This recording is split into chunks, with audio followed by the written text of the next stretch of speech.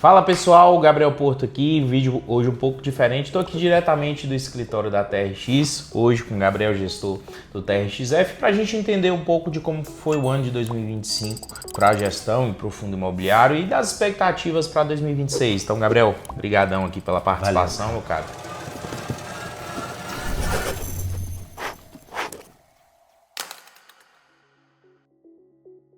E aí, já para a gente iniciar, eu quero entender como é que foi esse último ano de 2025, né? Como é que foi tanto para vocês do TRX, quanto para o Fundo Imobiliário TRXF. Foi um ano que, de fato, supriu as expectativas do que vocês estavam esperando. Conta um pouco aí para a gente. Acho que eu posso definir que 2025 foi bastante surpreendente aqui para a gente na TRX. A gente começou o ano, acho que como toda a indústria, bastante pessimista, né? A gente estava passando por um ciclo de desconfiança fiscal, passando por um ciclo de aumento da taxa de juros, inflação incomodando, e a gente começou o ano, né, chacoalhando, e a gente tinha uma perspectiva de baixo crescimento, vamos dizer assim, esse ano, porque a gente não vislumbrava grandes captações. Todo mundo sabe que, né, fundo imobiliário é muito atrelado aos juros, renda variável como um todo, né? Mas o fundo imobiliário, acho que pelo componente pessoa física, ser majoritária é ainda mais sensível à questão da Selic, etc. Sim. E aí, enfim, a gente começou o ano bastante pessimista. No primeiro semestre a gente conseguiu encaixar uma operação que acho que foi bastante transformacional pra gente, né? Que foi, a gente fez a primeira aquisição com cotas do TRXF11, de um portfólio grande de imóveis. Isso ancorou a 11ª emissão do fundo. A gente acabou fazendo uma emissão para comprar esses imóveis com cotas e conseguiu captar em torno de 500 milhões de reais em dinheiro, o que para a gente já foi bastante surpreendente. Isso colocou o fundo muito em evidência, né? Porque quando você cresce e está todo mundo crescendo, você está indo junto da maré. Mas quando você cresce e o mercado está difícil, né, você acaba se destacando. Então trouxe esse destaque para o TRXF11, o que acabou culminando em a gente receber muita oferta de imóveis, com os vendedores já chegando, né, oferecendo, eu topo receber cotas do TRXF11. É lógico que a gente não faz aquisições aqui só por fazer, só para crescer, nem nada disso. A gente sempre está ancorado aqui nos quesitos imobiliários das aquisições, né? A gente sempre quer comprar bons imóveis locados para boas empresas, e a gente conseguiu selecionar mais um portfólio agora para uma emissão do segundo semestre. A gente fez a 12ª emissão do fundo, fomos também muito bem sucedidos, uma das maiores emissões da história de um fundo imobiliário.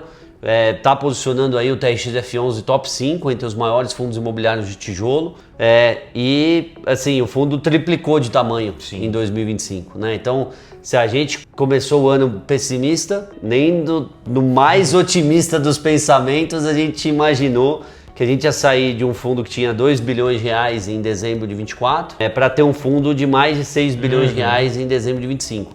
Então, pra gente realmente foi um ano muito surpreendente e, graças a Deus, surpreendentemente positivo. Show. E me conta mais um pouco sobre essas últimas mudanças do fundo imobiliário, né? Atualmente são mais de 70 imóveis, né? Mais de 20 inquilinos diferentes, e o TRXF está indo para imóveis um pouco diferentes do que tinha anteriormente, né? Educacional, agência bancária. Me conta um pouco da tese e o porquê de buscar outros segmentos a não ser esse renda urbana clássica voltado para hipermercado. Legal, assim, a gente sempre defendeu, Gabriel, que o TRXF11 era um fundo híbrido, ou seja, um fundo multi-estratégia de tijolo para renda. Quando a gente começou o fundo, no IPO do fundo, com os recursos do IPO, a gente comprou 2 lojas de varejo e 2 galpões logísticos, né? Então, assim, o fundo nasceu híbrido. Ao longo do caminho, a gente acabou vendendo os galpões logísticos e concentrando muito a nossa tese em grandes lojas de varejo, né? Por quê? Porque a gente gosta muito dessa tese, achava que tinha muita oportunidade aqui, e além disso, esse era um segmento que tinha pouca atuação de institucionais, diferente de outros segmentos já consolidados da indústria de fundos imobiliários, né? Então,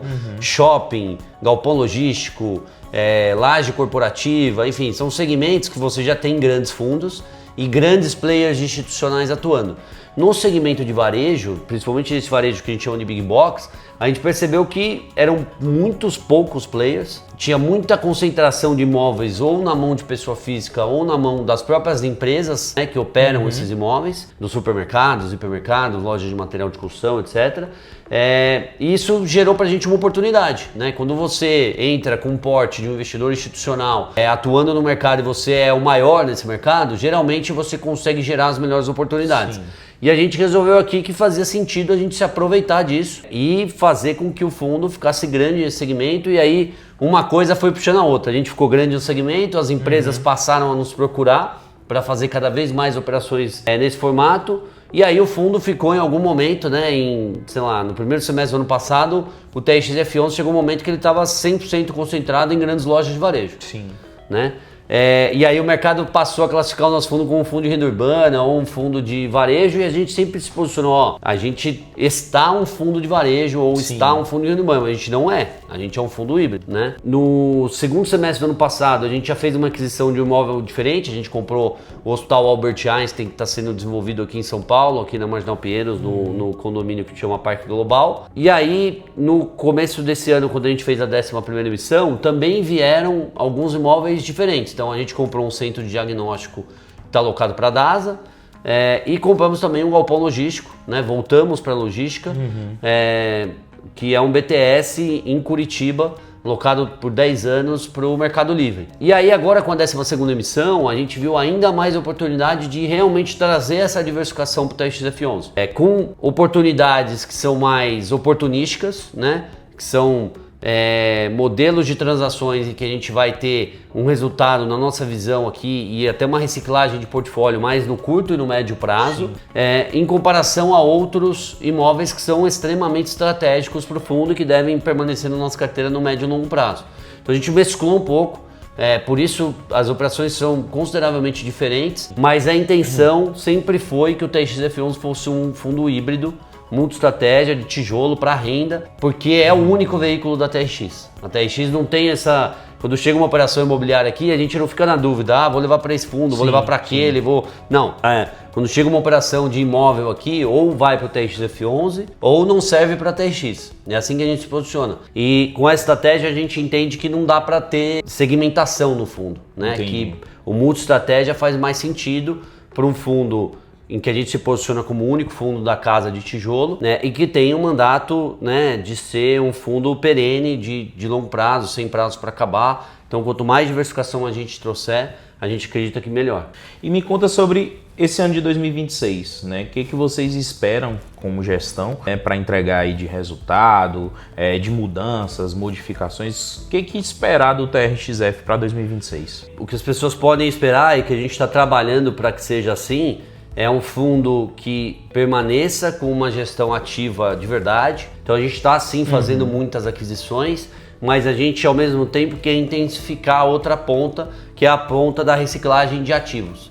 Então a gente deve ter um fundo mais ativo nesse sentido. Sim. O TRXF11 já é um fundo reconhecidamente de gestão ativa, né? A gente faz bastante venda de imóveis aqui. Só que é curioso que todas as vendas que a gente fez até agora vieram de provocação do mercado. A gente nunca mandatou, né, uma empresa especializada, vai lá oferecer os nossos ativos no mercado, oferece esse pacote aqui, etc. E agora a gente já está fazendo isso. Já tem portfólio que a gente comprou, né, na 12ª emissão, que a gente já deu um mandato para uma empresa especializada a vender no mercado, porque, como eu disse, tem imóveis que a gente comprou e que a gente tem essa pretensão de fazer uma reciclagem mais rápida, porque são imóveis mais táticos, né?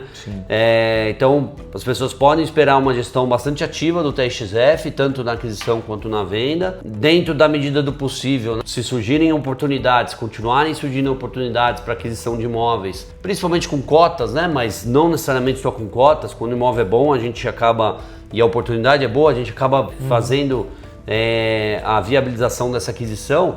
Então a gente pode esperar também um fundo que a gente vai buscar continuar crescendo, diversificando, mas com essa gestão ativa bem latente. Uma pergunta que os investidores devem fazer muito aqui para vocês, né, e é o grande interesse do investidor de fundo imobiliário, é em relação à renda. Para 2026, você já tem algum planejamento? Pode ocorrer um destravar de aumento de rendimento do fundo imobiliário? A tendência a permanecer a renda atual? O que vocês pensam sobre isso? A tendência, a princípio, é permanecer a renda atual, né? A gente divulgou um estudo de viabilidade para a 12ª emissão, em que a gente fez nos próximos 3 anos, o nosso estudo de viabilidade foi construído para que a gente mantivesse pelo menos a distribuição dos 93 centavos, né? Tá. Acho que dá para fazer mais, se a gente for feliz, né, nessa estratégia de reciclagem, com certeza a gente vai conseguir destravar mais valor, e aí a gente sempre dá aqueles kickers, né, nos finais de semestres. É algo que está aqui, né, que a gente tem como meta para o ano que vem, mas a princípio hoje a gente está trabalhando para pelo menos manter a distribuição de 93 centavos. Não é fácil, né? A gente está sair em 12 meses de um fundo que tinha 2 bilhões de reais de patrimônio para mais 6 bilhões, com vários ativos diferentes, passando por 2 emissões grandes, enfim, tudo isso traz uma complexidade maior na gestão, mas a gente sempre teve esse objetivo de trazer previsibilidade na nossa distribuição, e é isso que a gente quer manter também para o ano que vem.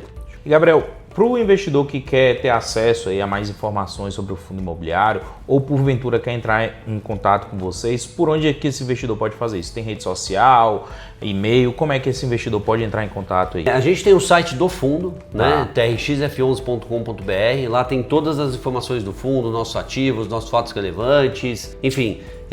E também tem uma área lá que você consegue mandar uma mensagem pra gente que cai diretamente aqui no nosso RI. Além disso, tem o e-mail ri@trx.com.br, a pessoa pode mandar um e-mail direto pra gente. E temos as nossas redes sociais, no Instagram, no LinkedIn, é só procurar por TRX Investimentos. E a gente tem também o nosso canal do YouTube, onde a gente faz webcasts mensais para falar sobre o relatório gerencial do TRX F11.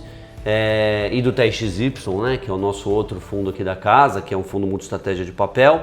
Então a gente também tem o TRX Investimentos lá no YouTube, quem quiser também entrar em contato com a gente por lá, enfim, nos comentários dos nossos vídeos, a gente também atende por lá. Show de bola, então recado foi dado, pessoal, quiser entrar em contato, o pessoal do TRX está à disposição, não é isso? Então esse foi nosso vídeo de hoje, deixa aqui nos comentários o que você achou, se você tem alguma dúvida, alguma pergunta. Até o próximo vídeo e valeu! Valeu!